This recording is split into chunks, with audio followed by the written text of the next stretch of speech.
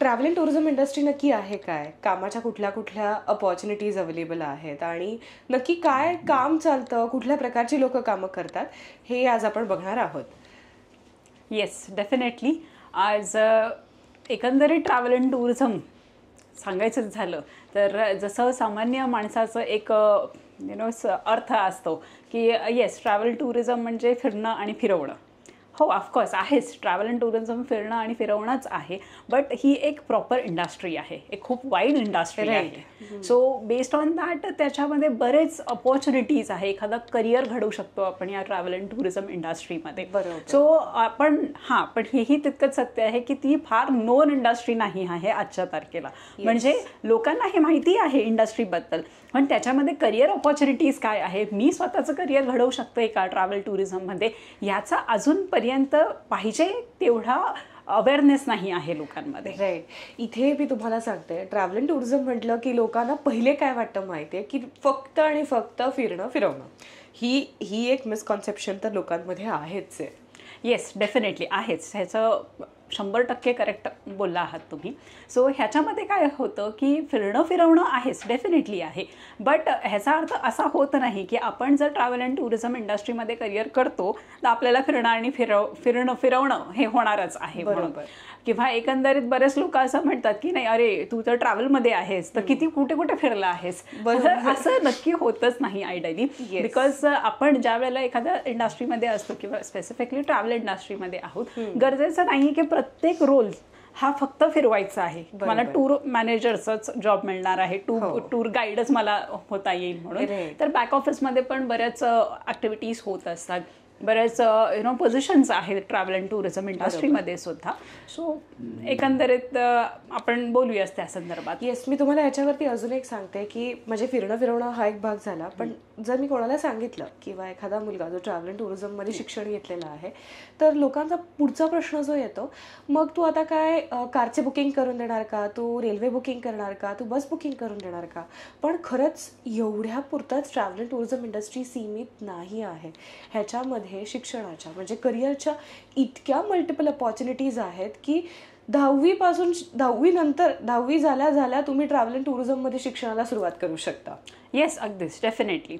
आता एकंदरीत जर एज्युकेशनचा प्रवास पाहिला तर आपल्याकडे आत्ताच्या घडीला in this decade definitely multiple opportunities आहेत करिअर घडवण्यासाठी. राईट. सो आपण 10वी केल्यानंतर सुद्धा डिप्लोमा करू शकतो ट्रॅव्हल अँड टुरिझममध्ये, शॉर्ट टर्म कोर्सेस करू शकतो. सिमिलरली 12वी नंतर सुद्धा काही डिप्लोमा अवेलेबल आहेत, long term diploma, short term diplomas etcetera.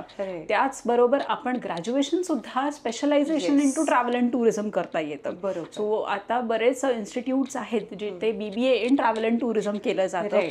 At the same point of time once you have completed with your graduation, masters करताना सुद्धा स्पेशलायझेशन आता टुरिझममध्ये करता येतं. So opportunities in terms of education yes, definitely आता खूप wide spread झालेला आहे.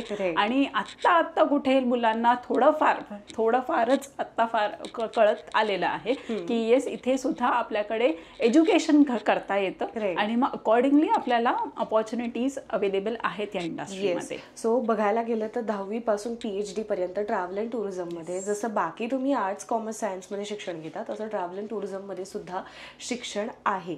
आता काय आहे, हे शिक्षण घेतलं जातं इतकं लोकांना माहिती नाहीये आणि कामही काय केलं जातं हे ह्या बाबतीतही लोकांना कल्पना नाहीये. तर कामाच्या काय काय संधी, कुठले कुठले डिपार्टमेंट असतात मुलांसाठी उपलब्ध आहेत. Okay, great. आता बघा, when it comes to travel and tourism specifically, तर खूप बेसिक लेवलपासून ते अगदी मॅनेजरल लेवलपर्यंत आपल्याकडे जॉब ऑपॉर्च्युनिटीज अवेलेबल आहे. बरोबर. सो एखादा नवखा मुलगा आहे, कम्प्लीट फ्रेशर आहे, तर आपण त्याला ज्युनियर एक्झिक्युटिव्ह पासून ट्रॅव्हल अँड टुरिझम इंडस्ट्रीमध्ये करिअर घडवता येतं. आता इथे जसा तुमचा आधीचा एक प्रश्न होता की लोकांपर्यंत हेच आहे की travel and tourism is equal to hotel booking बरोबर. किंवा car booking, Yes. Travel airline booking अगदी तेवढंच. बरोबर. पण तेवढ्या पुरतेच ट्रॅव्हल अँड टुरिझमची इंडस्ट्री मर्यादित नाही आहे. बरोबर. आता सांगायचं झालं तर मल्टिपल ऑपॉर्च्युनिटीज बद्दल तर we have right from back ऑफिसचे ऑपरेशन्स चालतात. Right. सेल्स हा एक डिपार्टमेंट आहे. बरोबर. इव्हन ट्रॅव्हल अँड टुरिझम मध्ये अकाउंट्स डिपार्टमेंट आहे, Yes. HR डिपार्टमेंट आहे, ऍडमिनिस्ट्रेशन डिपार्टमेंट आहे Right. आणि असे मल्टिपल डिपार्टमेंट्स असतात. म्हणजे काय की एका मोठ्या कंपनीमध्ये ज्या सगळ्या पोझिशन्स अवेलेबल असतात त्याच सगळ्या पोझिशन तुम्हाला ट्रॅव्हल अँड टुरिझम मध्ये पण बघायला मिळणारच आहे. Yes, definitely. सो एक्झिक्युटिव्ह पासून मॅनेजर लेवल पर्यंत ऑल पोझिशन्स ओपन. येस, अगदीच करेक्ट. मग ह्याच्यामध्ये तुम्हाला अंडरस्टँड झालं पाहिजे की आपण आत्ता करिअरच्या कोणत्या टप्प्यावरती आहोत Right. आणि कुठले जॉब ऑपॉर्च्युनिटीज माझ्यासाठी सोयीस्कर होणार आहेत म्हणून. बरोबर. सो ह्याच्यामध्ये आता जसं आपण म्हणालो की एज्युकेशन घेतलेलं आहे आणि मला माझं करिअर सुरू करायचं आहे ट्रॅव्हल अँड टुरिझममध्ये, तर पहिला तर मला ट्रॅव्हल ही एक खूप वाईड कॉन्सेप्ट आहे. Right. तर त्या वाईड कॉन्सेप्टमध्ये मला एक पर्टिक्युलर रेंज पकडायची आहे किंवा एक पर्टिक्युलर डिपार्टमेंट पकडायचं आहे किंवा एक पर्टिक्युलर फील्ड पकडायची आहे. मग Right. ट्रॅव्हलमध्येच we have multiple opportunities when it comes to अगदीच एअरलाईन म्हणा, त्या at the same point of time म्हणजे एअर तिकीटचा डिपार्टमेंट असो. Right. Similarly you have tour guides असतात, Right. मग विजा कन्सल्टंट्स असतात, बरोबर. ट्रॅव्हल काउन्सिलर्स असतात, अगदी फॉरेक्स डिपार्टमेंट आहे Yes. आणि असे बरेच डिपार्टमेंट्स आहेत. बरोबर. सो ट्रॅव्हल म्हटलं की फक्त आपण तिकीट बुक करतो आणि लोकांना परदेशी पाठवतो किंवा डोमेस्टिक फिरतो असं काही नाही आहे. राईट. सो ह्या इंडस्ट्रीमध्ये मेन 3 डिपार्टमेंट आहेत. पहिलं आहे एअर तिकीटिंग, दुसरं आहे टूर पॅकेजेस आणि तिसरं आहे ट्रॅव्हल फॉर्मॅलिटीज.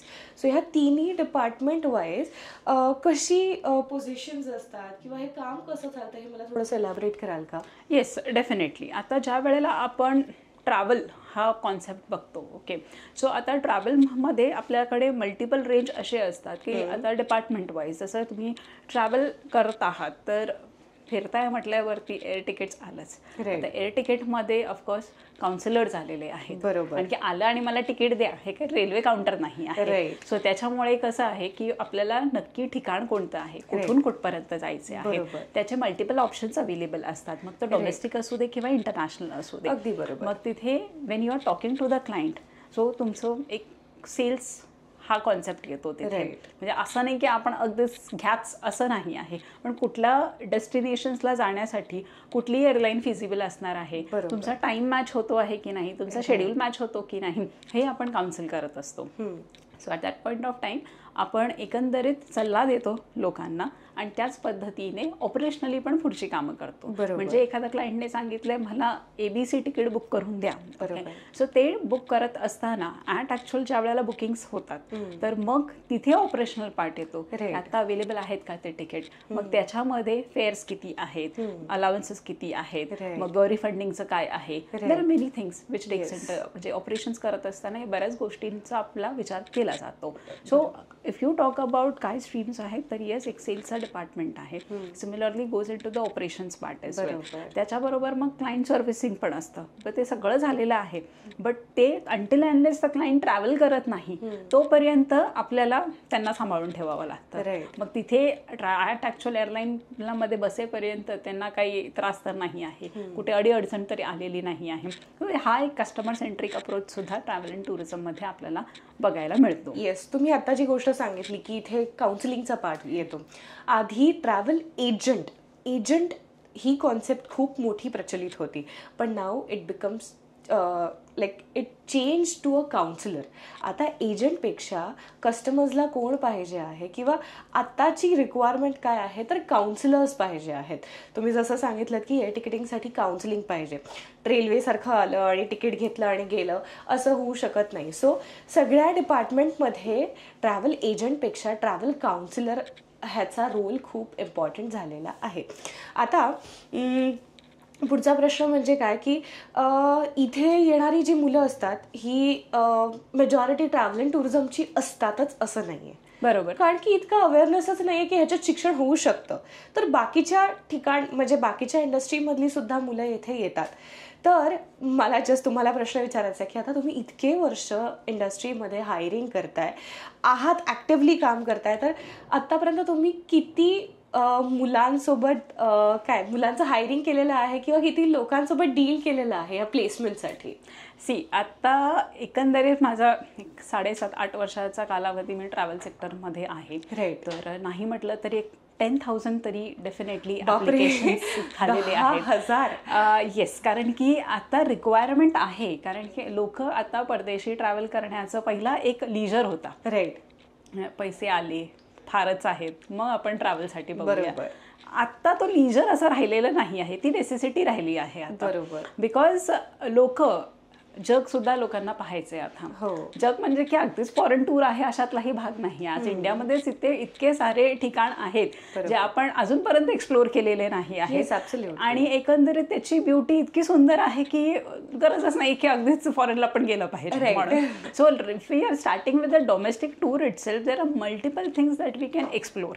आता त्याच्यासाठीच ट्रॅव्हल इंडस्ट्रीमध्ये ज्या वेळेला आपण म्हणतो मग तेवढी मॅनपॉवर सुद्धा रिक्वायर्ड आहे ट्रॅव्हल इंडस्ट्रीसाठी. So when it comes to hiring part definitely त्याच्यामध्ये सुद्धा बऱ्याच गोष्टी आहेत ज्या आपल्याला पाहायच्या आहेत. सो आता हायरिंगचाच विषय झाला तर सगळीच मुलं, जरी मी 10,000 लोकांचं इंटरव्ह्यूज घेतले आहेत, स्क्रीनिंग केलेले आहेत, पण सगळीच मुलं काही ट्रॅव्हल टुरिझमसाठीच आहेत किंवा ती सिलेक्टेडच आहेत अशातला भाग नाही आहे. कारण की तेवढा अवेअरनेसच नाहीये ना एज्युकेशनच्या बाबतीत. बरोबर. आता जसं तुम्ही म्हणालात की सगळेच जण मग ट्रॅव्हल अँड टुरिझम बॅकग्राऊंडचे असतात का, तर त्याचं उत्तर तर डेफिनेटली नाही आहे. कारण आपण जर एज्युकेशन वाईजच पाहिलं तर ही स्ट्रीम थोडी लिमिटेड स्ट्रीम आहे. त्याच्यामध्ये येणारी मुलं जी आहेत ती पण अगदीच त्यांना ही आयडियली सेम माहिती नसतं की बाबा खरंच मला ट्रॅव्हल अँड टुरिझम म्हटल्यावरती काय आहे. ते आल्यानंतर सब्जेक्ट अंडरस्टँड केल्यानंतर मग त्यांना पुढचं भवितव्य कळत असतं. सो गरजेचं नाही आहे की ट्रॅव्हल अँड टुरिझम मध्ये जेवढी लोक काम करत आहेत ते सगळेच ट्रॅव्हल बॅकग्राऊंडचे आहेत. ट्रॅव्हलचं एज्युकेशन असणं ही एक ऍडेड ऍडव्हान्टेज आहेच. ते मुलांसाठी आहे ॲज वेल एज द ऑर्गनायझेशनसाठी. का, कारण की मुलांना ऑलरेडी थिअरी माहिती असते. सो इंडस्ट्रीमध्ये ज्या वेळेला येतात तर ते त्यांच्यासाठी फारच नवीन असतं अशातला काही भाग नाही. प्लस एज्युकेशन घेत असताना त्यांना त्यांचे टीचर्स, प्रोफेसर्स एक्सेट्रा इंडस्ट्रीसाठी बनवत असतात. सो जे रिक्वायरमेंट्स आहेत, स्किल्स आहेत ते ऑलरेडी त्यांच्यामध्ये म्हणजे असतातच किंवा रादर ते डेव्हलप केले जातात इन्स्टिट्यूट्समधून. आणि एखादा व्यक्ती ज्या वेळेला इंडस्ट्रीमधला नाही आहे तरी सुद्धा आपण इंडस्ट्रीमध्ये घेतो त्यांना. तर घेत असताना काही पॅरामीटर्स आहेत. Each and every travel company त्याच्यामध्ये काही पॅरामीटर्स त्यांनी सेट केलेले असतात आणि त्या अनुषंगाने जर एखादा व्यक्ती कॅन्डिडेट त्याला साजेसं राहतं तर डेफिनेटली आपण त्याचा विचार करतो ट्रॅव्हल. पण तेच की तुम्ही काय पॅरामीटर्स बघता की नक्की तुम्हाला त्या कॅन्डिडेटकडनं काय अपेक्षित आहे? आपण आपल्या इंडस्ट्री म्हणजे ट्रॅव्हल टुरिझम इंडस्ट्रीमध्ये लोकांना हायर करतो, बॅकग्राऊंड नसलं तरी हायर करतो. म्हणजेच काय की कुठलाही मुलगा येऊच शकतो ट्रॅव्हल अँड टुरिझम इंडस्ट्रीमध्ये. तर काय त्याचे एक बेसिक पॅरामीटर्स आहेत ते मला सांगाल? येस, नक्कीच. आता ट्रॅव्हल अँड टुरिझम इंडस्ट्रीसाठी एकतर पहिला म्हणजे व्यक्ती पहिला कम्युनिकेशन स्किल चांगलं असलं पाहिजे. गरजेचं नाही आहे की इंग्लिशच आलं पाहिजे म्हणून. आता बरेच असे पण लोक आहेत ज्यांना स्वतःलाही इंग्लिश येत नाही पण ते फार फिरतात. So when it comes to good communication तर ते फक्त एखाद्या लँग्वेज पुरतं मर्यादित नसतं. It is all about how effectively तुम्ही एखादा मेसेज समोरच्या व्यक्तीला देता आणि तेच तंतोतंत मेसेज त्या व्यक्तीपर्यंत पोहोचतो. So that is called as good communication किंवा एक इफेक्टिव्ह कम्युनिकेशन. सो व्यक्तीमध्ये चांगले कम्युनिकेशन स्किल्स असणं फार महत्त्वाचं आहे. सो हा एक प्रायमरी इम्पॉर्टंट स्किल आहे जे आपण पाहतो when it comes to travel and tourism. तसंच आता जग जसं झपाट्याने बदलत चाललेलं आहे तेवढंच टेक सॅव्ही पण होत चाललेलं आहे. जे आधी गोष्टी आपण मॅन्युअली करत होतो ते आता एका क्लिकवरती होतात. बरोबर. सो असं बरंच ठिकाणी आता होत आहे की ऑनलाईन सगळंच मिळते. मग ट्रॅव्हल एजन्सीकडे येण्याचा उद्देश काय? मग आता हा जो कॉन्सेप्ट आपण जो ज्याच्याबद्दल बोललो होतो in terms of counselling. So ज्या वेळेला तुम्ही एखादं स्किल बघता सो तो व्यक्ती आपल्या क्लायंटशी चांगला संवाद साधू शकतो का, त्यांना गाईड करू शकतो का, काउन्सिल करू शकतो का, हे आपण कुठेतरी स्किल्स चेक करतो. सिमिलरली आता टेक्नॉलॉजी ओरिएंटेड आहे का, म्हणजे ॲटलिस्ट बेसिक कम्प्युटर नॉलेज तर असणं फार महत्त्वाचं आहे. त्याच्याच मध्ये म्हणजे अगदीच सांगायचं झालं तर तुम्हाला एक्सेल आहे, वर्ड आहे, पॉवरपॉइंट प्रेझेंटेशन्स आहेत, काही बेसिक AI टेक्नॉलॉजी त्यांना माहिती असल्या पाहिजे. सो हे तर फार इम्पॉर्टंट गाईडलाईन्स. म्हणजे काय तर खूपच बेसिक अपेक्षा आहेत त्या कॅन्डिडेटकडनं. येस, म्हणजे माझ्या मते तर पहिली गोष्ट त्याला जी आली पाहिजे ती म्हणजे काय तर उत्तम बोलता आलं पाहिजे. हो हो, अगदीच. आणि म्हणजे आपण म्हणतो ना जे पीपल स्किल्स असतात, लोकांशी छान इंटरॅक्ट करता आलं पाहिजे, इन्फॉर्मेशन डिलिव्हर करता आलं पाहिजे, that is the main important skill. त्याच्यासोबतचे बाकीचे हे सगळे जे तुम्ही आता सांगितले ते बरोबर.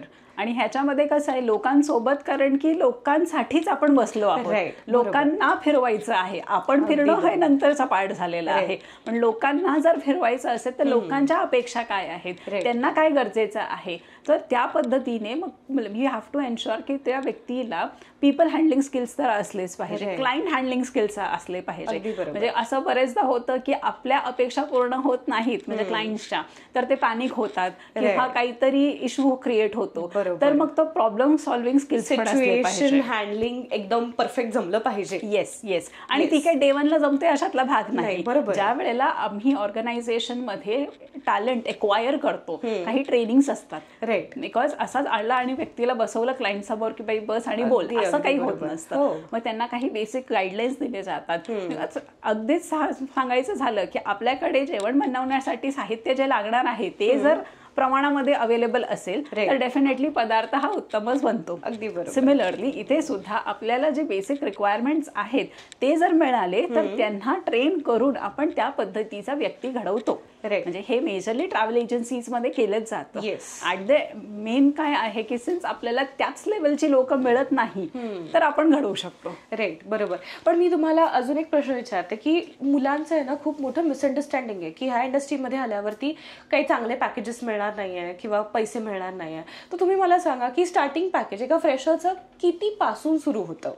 आता एखादं fresher with the basic parameters, जसं मी आधी म्हणाले की चांगलं म्हणजे बोलता येतं व्यवस्थितपणे आणि एकंदरीत टेक्नॉलॉजी थोड्या गोष्टी माहिती आहेत त्याला, तर आपण साधारण एक 15 ते 17,000 पासून तर ट्रॅव्हल एजन्सीमध्ये स्टार्टिंग होतेच होते. म्हणजे which is very good amount. Yes, definitely definitely. म्हणजे फ्रेशर्स तुम्ही काही नसताना, कोरी पाटी असताना तुम्हाला जर 15,000 रुपये देत आहेत कुठलीही ऑर्गनायझेशन आणि ती तुम्हाला शिकवत आहे, डेव्हलप करत आहेत, then definitely that is a good opportunity.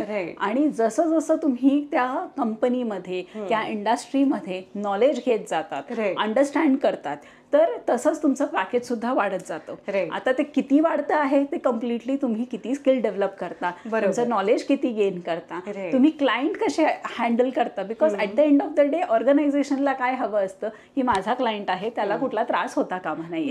ते व्यवस्थितपणे क्लायंट सेंट्रिक अप्रोच असला पाहिजे, त्याची सर्व्हिस डिलिव्हरी जे आपण देत आहोत ते चांगल्या पद्धतीने झालं पाहिजे, टाइमली बेसिस झालं पाहिजे आणि एकंदरीत त्यांचा प्रवास सुखकर व्हावा, हाच एक उद्देश असतो. सो ज्या वेळेला क्लायंट सॅटिस्फाईड असतात तुमच्या कम्युनिकेशनवरती किंवा तुम्ही क्लायंट हँडलिंगवरती, तुमच्या सर्व्हिसवरती, डेफिनेटली ते चांगले रेटिंग देतात आणि अकॉर्डिंगली तुमचा परफॉर्मन्स सुद्धा चांगल्यामध्येच गणला जातो. So starting from some amount like 15,000, 16,000 onwards till there are lakhs of rupees as well.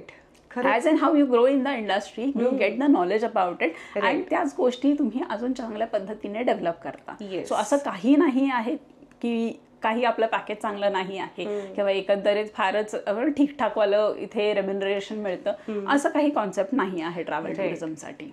Yes. So तसं बघायला गेलं तर ट्रॅव्हल अँड टुरिझम इंडस्ट्री लोकांना माहिती नाही आहे, पण खरंच ह्याच्यामध्ये इतक्या अपॉर्च्युनिटीज आहेत करिअरच्या सुद्धा आणि कामाच्या सुद्धा. म्हणजे एका स्मॉल स्केल एजन्सीपासून तुम्ही MNC मध्ये काम करू शकता. So all the opportunities open for you. आणि फिनान्शियली पण म्हणजे सॅलरी जरी बघायच्या झाल्या तरी खूप चांगले पॅकेजेस एका फ्रेशरला मिळत आहेत आणि त्याची हाईक सुद्धा एका चांगल्या प्रकारे म्हणजे रेग्युलर ज्या कंपनीजमध्ये जशा प्रकारे होते त्याच प्रकारे होतीये. सो ही इंडस्ट्री सुद्धा एक तुमच्या समोर करिअर अपॉर्च्युनिटी म्हणून आहे आणि ह्याच्यात तुम्ही नक्कीच काम करू शकता. डेफिनेटली डेफिनेटली आहेच. आणि ही आता ग्रोईंग इंडस्ट्री आहे. आजच्या तारखेला कंपनीज किंवा ही इंडस्ट्री स्पेसिफिकली ट्रॅव्हल इंडस्ट्री ही कंट्रीला सुद्धा खूप चांगलं GDP कॉन्ट्रीब्यूट करत आहेत. तिथेच ट्रॅव्हलमध्ये आता खूप सारे ऑपॉर्च्युनिटीज अजून वाईड स्प्रेड झालेले आहेत. जसं मी म्हणाले की आधी तो लीजर होता, आता लीजर नाही, ती नेसेसिटी आहे. लोक पहिला वर्षातून एकदा ट्रिप करायचे, आता ते 2दा 3दा सुद्धा होतं. म्हणजे एक इंटरनॅशनल आणि काही एखादं डोमेस्टिक मध्ये असतात. सो ते केटर करण्यासाठी, लोकांना जे पाहिजे ते देण्यासाठी ट्रॅव्हल इंडस्ट्रीमध्ये तरी लोक हवी आहेत ना. मग त्याच्यासाठी डेफिनेटली ऑपॉर्च्युनिटीज खूप वाढलेल्या आहेत या इंडस्ट्रीमध्ये. आणि नक्कीच म्हणजे तुम्हाला जर ट्रॅव्हल अँड टुरिझम मध्ये काही करिअर करायचं आहे तर तुम्ही बेसिक पासून सुरू करून अगदी मॅनेजरल लेवल पर्यंत सुद्धा पोहोचू शकतात. आणि तर याच्यामध्ये बरेच आपण डिपार्टमेंट्स आहेत जर सांगायचं गेलं तर फक्त ट्रॅव्हल जर म्हटलं तर हा एक कम्प्लीट मॅक्रो लेवल आपण बोलत आहोत. त्याच्यामध्येच काही मायन्यूट थिंग्स असतात. म्हणजे अगदीच आपण डिपार्टमेंट बद्दल बोलूया थोडंफार. तर डिपार्टमेंटमध्ये आता सांगायचं झालं तर तिकीटिंग डिपार्टमेंट आहे. ओके, तसंच व्हिसा डिपार्टमेंट आहे. कारण तुम्ही जर परदेशी जाते म्हटल्यावरती व्हिसा हा प्रायमरी रिक्वायरमेंट आहे. सो व्हिसाचा डिपार्टमेंट असतो त्याच्यामध्ये. फॉरेक्स आहे, पैसा तर लागणार तिथे गेल्यानंतर. आपली करन्सी नाही चालत, त्या देशाची करन्सी चालते. सो डेफिनेटली फॉरेक्स आहे. त्याचबरोबर तुम्हाला इन्शुरन्स लागतो. कारण आता आफ्टर कोविड नॉर्म्स फार स्ट्रिक्ट झालेले आहेत, चेंज पण झालेले आहेत. बरेच कंट्रीज आहेत ते स्पेसिफिकली मागतातच की भाई तुम्ही विदाउट इन्शुरन्स आमच्या कंट्रीमध्ये एंटर नाही करायचं म्हणून. सो इन्शुरन्स, ट्रॅव्हल इन्शुरन्सचा प्रमाण हा फार झपाट्याने आफ्टर कोविड वाढलेला आहे. त्याचबरोबर ट्रान्सलेशन सर्व्हिसेस सुद्धा लागतात. परदेशी जात आहात म्हटल्यावरती तुम्हाला आपलेच रिजनल डॉक्युमेंट्स घेऊन जावे लागत नाही, त्याला ट्रान्सलेशन येतं. तर तोही एक ट्रॅव्हल अँड टुरिझमचा पार्ट आलेला आहे. At the same point of time काही डेस्क जॉब आहे, लाईक कस्टमर सर्व्हिसचा एक डेस्क जॉब पण आहे. म्हणजे काही अडीअडचणी आल्या तुम्हाला तर आपल्याकडे एक कस्टमर सर्व्हिसचा डेस्क असतो, तर तिथेही तुम्हाला ते ऑपॉर्च्युनिटीज मिळतात. At the same point of time आपल्याला अदर काही डिपार्टमेंट जे की सगळ्याच कंपनीमध्ये किंवा सगळ्याच इंडस्ट्रीमध्ये असतात, जसं की HR डिपार्टमेंट आहे, ते तर काय गरजेचं आहेच कुठल्याही इंडस्ट्री चालवण्यासाठी. अकाउंट्स डिपार्टमेंट आहे. त्याचबरोबर तुम्हाला असे काही आहेत की जस्ट एक कस्टमर सर्व्हिस, जसं मी मगाशी म्हणाले, त्याच रिलेटेड काहीही इश्यू येऊ द्या तुम्हाला, तर ते लोक आहेत तुम्हाला मदत करण्यासाठी. म्हणजे काय की म्हणजे ज्यांचं अकाउंटिंगमध्ये एज्युकेशन झालेलं आहे त्याला काय माहिती असतं की मला एखाद्या फायनान्शियल फर्ममध्येच जाणं महत्वाचं आहे. बरोबर. पण असं थोडी गरजेचं आहे. ही इंडस्ट्री आहे, ट्रॅव्हल अँड टुरिझम मध्ये सुद्धा अकाउंटंट लागतात. किंवा एखाद्यानी मार्केटिंग स्पेशलायझेशन केलेलं आहे तर मग मार्केटिंगचीच कंपनी असली पाहिजे का? तर नाही, अशा मुलांची सुद्धा ट्रॅव्हल अँड टुरिझम मध्ये रिक्वायरमेंट आहेच आहे. म्हणजे ही सुद्धा अशा मुलांसाठी एक करिअर ऑपॉर्च्युनिटी आहे. आणि ही इंडस्ट्री पूर्ण वेगळी आहे. येस म्हणजे तसं बघायला गेलं तर ही इंडस्ट्री ग्लॅमरस इंडस्ट्री आहे. हो, असं तुम्ही म्हणू शकता. कारण की मार्केटिंगचा पर्सन जरी आला या इंडस्ट्रीमध्ये तर आता मार्केटिंगचं काय, तर आता आपली जी कंपनी आहे, ज्याही रिस्पेक्टिव्ह कंपनीज आहेत इंडस्ट्रीमध्ये, तर त्यांनाही ग्रो करायचं आहे. ऍब्सोल्युटली. इथे मग आता मार्केटिंगचं स्वरूप सुद्धा बरंच चेंज झालेलं आहे. ट्रेडिशनल मधून आता कम्प्लिटली डिजिटलाइज झालेलं आहे. सो तिथे आपण कसं आपल्या ऑर्गनायझेशनला किंवा आपल्या इंडस्ट्रीला अजून फोरफ्रंट वरती कसं आणू शकतो, काय वेगळ्या कॉन्सेप्टने आपण अजून जगभरात पोहोचू शकतो, असं बऱ्याच गोष्टी आहेत जे अवेलेबल आहेत मार्केटमध्ये. आणि मार्केटिंग मध्ये एखाद्याने स्पेशलायझेशन केलेलं आहे तर अजून त्याला खूप इथे चांगल्या संधी उपलब्ध असतात. आणि जसं आपण म्हणत आहोत की अगदी एका ट्रॅव्हल एजन्सी पासून MNCs पर्यंत असे बरेच कॉर्पोरेट्स पण आहेत ज्यांना टायअप करायचं आहे एजन्सीज बरोबर, सो दॅट त्यांच्या कुठल्याही ट्रॅव्हल रिक्वायरमेंट्स आल्या किंवा माझी एजन्सी आहे आणि त्याचं ते करून घेईल, मग त्यांचा तो हेडेक कॉर्पोरेट सांभाळत घेत बसत नाही. तसंच काही इम्प्लांट सुद्धा असतात. म्हणजे एखाद्या ट्रॅव्हल एजन्सीमध्ये व्यक्ती असतो जो की सगळंच ट्रॅव्हल बघतो आणि तोच व्यक्ती एखाद्या कंपनीमध्ये जाऊन बसतो, म्हणजे तो इम्प्लांट म्हणून बसतात. आणि अगेन जे काही कंपनीचं रिक्वायरमेंट्स आहे, मग ते हॉटेल बुकिंग असू दे, ट्रॅव्हल रिक्वायरमेंट असू दे, किंवा मग तिकीट असू दे, व्हिसा असू दे, फॉरेक्स असू दे, anything that one single person does his requirement. So असेही आपल्याकडे ऑप्शन्स अवेलेबल आहेत. बरोबर. सो त्याच्यामुळे की there are multiple opportunities available in travel and tourism. Yes. And anybody who loves to travel किंवा त्याला ह्या सगळ्या गोष्टी आवडतात, नवनवीन शिकायला आवडतं, एक्सप्लोअर करायला आवडतं, त्याच्यासाठी ही बेस्ट सुटेबल इंडस्ट्री आहे. खूपच करेक्ट सांगितलं आहे तुम्ही. बिकॉज ह्याच्यामध्ये आता तुम्ही जसं म्हणालात रिसर्च खूपच महत्वाचा विषय आहे रिसर्चमध्ये. म्हणजे ट्रॅव्हल म्हणजे आलं बसलं फिरवलं असलं काही होत नसतं त्याच्यामध्ये.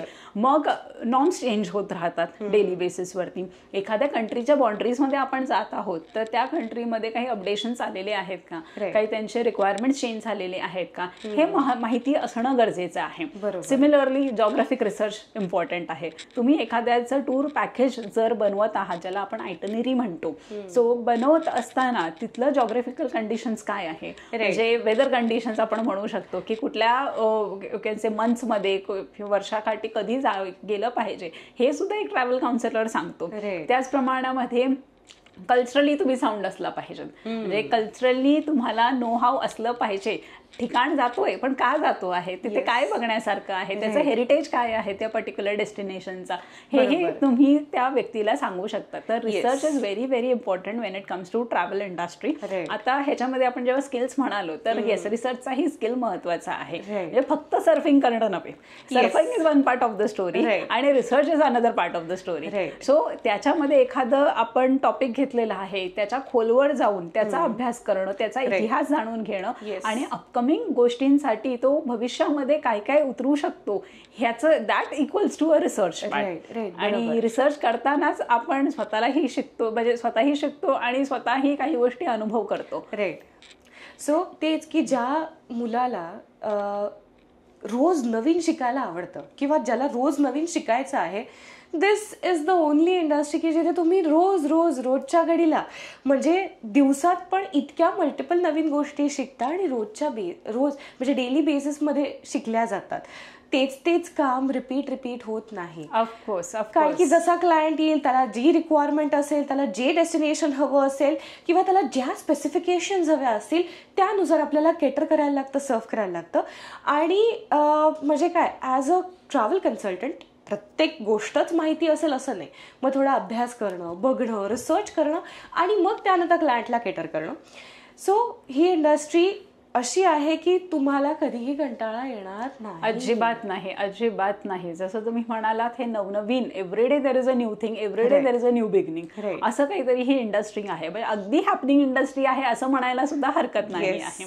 आणि त्याचबरोबर तुम्ही एव्हरीडे ज्या वेळेला नवीन शिकता, ओके, तुम्हाला जी ओढ लागलेली असते नवीन शिकण्याची, तसंच ॲज अ व्यक्ती म्हणून सुद्धा तुम्ही फार डेव्हलप होता. आणि ज्या वेळेला तुम्ही सेल्फ डेव्हलप होता तर डेफिनेटली तुमच्या कामामध्ये सुद्धा तेवढाच डेव्हलपमेंट दिसून येतो. आणि जेवढं तुम्ही नवख्यामधून ओके अंडरस्टँडिंग प्रोसेस जसं तुमचा सुरू होतो आणि एखादं गोष्ट तुम्ही आत्मसात करता, तेवढ्याच वेल पद्धतीने तुम्ही तुमच्या क्लायंट्स बरोबर सुद्धा डील करता. आणि तोपर्यंत तुम्ही फार एनरिच होता, अंडरस्टँडिंग करायला सुरुवात होते तुमची.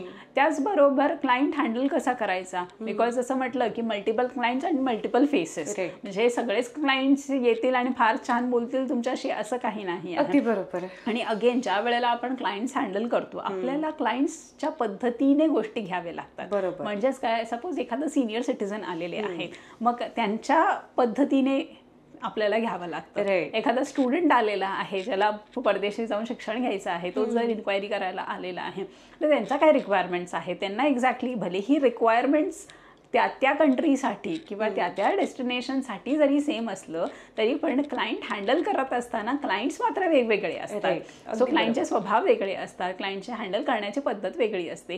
काही जण फार सामंजस्य आणि अच्छा बरं का चालेल होऊन जाईल असं म्हणतात, काही जण फार प्रश्न करतात. त्याच्यामुळे तो रिसर्च महत्वाचा असतो की त्यांच्या प्रश्नांना आपल्याला साजेचं उत्तर देता आलं पाहिजे म्हणून. आणि काही क्लायंट्स आहेत की बाई तुम्ही सांगितलेलं आहे पण ते मला पटतच नाही आहे, तर त्यांना पटवून कसं द्यायचं त्या गोष्टी संदर्भात, म्हणून अभ्यास फार महत्वाचा पडतो. राईट.